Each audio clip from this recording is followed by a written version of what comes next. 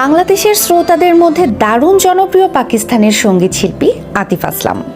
বলিউডের সিনেমায় ও লামহে ও বাতে, আদাত, তেরে বিন তু জানে না, পেহলি দফা সহ আরো অনেক জনপ্রিয় গান গেয়েছেন তিনি।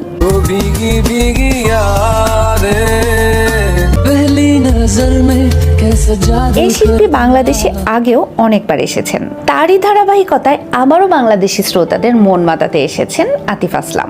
বাংলাদেশ ও পাকিস্তানের শিল্পীদের নিয়ে ম্যাজিক্যাল নাইট 2 শিরোনামের এই কনসার্টটি ঢাকার আর্মি স্টেডিয়ামে 29 নভেম্বর 2024 অনুষ্ঠিত হয়েছে। এতে আতিফ আসলাম ছাড়াও গেয়েছেন তাহসান খান সহ বাংলাদেশের আরও একাধিক সঙ্গীত শিল্পী।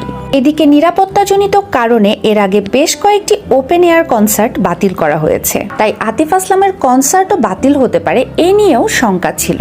সে শঙ্কা কিছুদিন আগেই দূর করেছে